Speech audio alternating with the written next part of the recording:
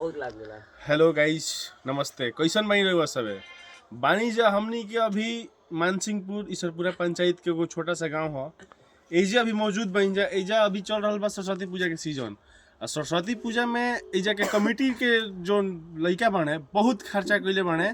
और वो सब के हमनी के दिखावत हैं जब पंडाल के बारे में कुछ अध्यक्ष जी से पूछत हैं कि का खर्चा बा, कहाँ से मिस्त्री ले, बहुत बढ़िया पंडाल बा। यही तीर बना रही हमनी वीडियो में हम दिखावत हैं, सब एक एक करके दिखाई। आई अध्यक्ष से पूछत नहीं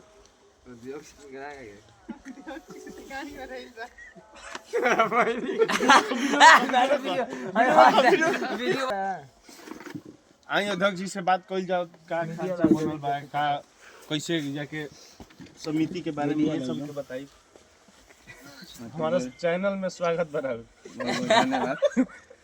का कहल चाहते नहीं कमिटी के बारे में? आप कहल चाहते नहीं आई मिलावत नहीं एजा के अध्यक्ष जी से का कहम कमिटी के का नाम है पहले बताई हमारा के।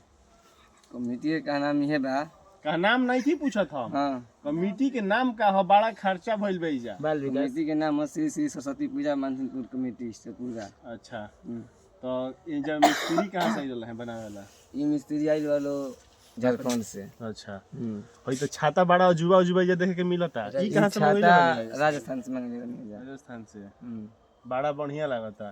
तो पैसा लागला कितना खर्चा बैठल बा छातावा के खाली? छातावा के नाम समझ लो 25,000। लाइक छाता नमूना तो लागत है एरिया में से तो देखले नहीं की हम। ये तो नमूना दामो लागल बनू। हां ऐसे मूर्ति कहां से आइल बा? मूर्ति आइल वजह से पटना से। पटना से कैसे आइल? पैसेंजर से कि टेम्पू से? रिजर्व बस भइल है।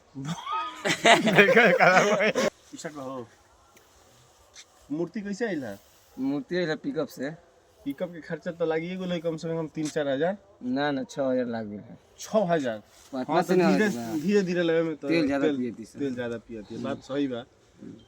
एजा के अध्यक्ष रहुए हैं जी। नाम अपन? विशाल कुमार। विशाल कुमार अध्यक्ष तो बानी। खर्चा खूब भइल बा कि ना?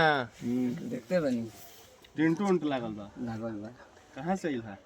टेंट ढेर दूर से नहीं खेल। हां एजे से इधर पियरो से। टेंटो में तो 20,000 लग खर्चा हो गेल। ना नहीं 32,000 बाकी ले ले। 32,000 महाराज सरस्वती पूजा में 32,000 के टेंट लगेला। टेंट दिखाओ भाई, दिखाओ सजावट कितना खर्चा लग देखत रहो। एते पैसा लगा। हेने मत दिखाओ रे, हेने सजावट नहीं के। बाजू तो लागल बा बढ़िया बढ़िया बा। बाजा 28,000 के। 28,000 टोटल खर्चा कितना आइल बा? 1 लाख रुपया आइल।